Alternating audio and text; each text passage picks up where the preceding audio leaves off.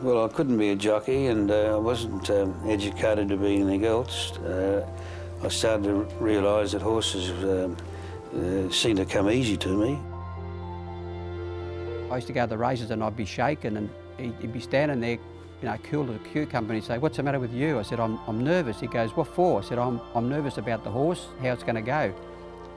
He said, "Listen, son," he said, "you don't worry about things like that." He said, "You can't change what's going to happen." He said, "So don't worry about it." And after about a year, I just started going to the race and say, "Oh, what's going to happen is going to happen," you know, and just taught you how to settle down and not worry about things.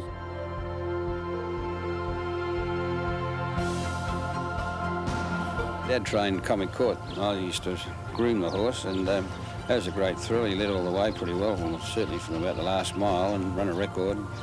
I thought that was terrific. So I thought I'd like to do it myself one day, but didn't expect to do it so often.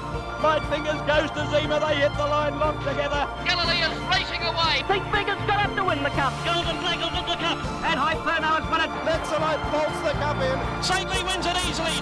When we got to Rogan Josh, I keep saying to people that no other trainer would have won a Melbourne Cup with that horse bar Bart.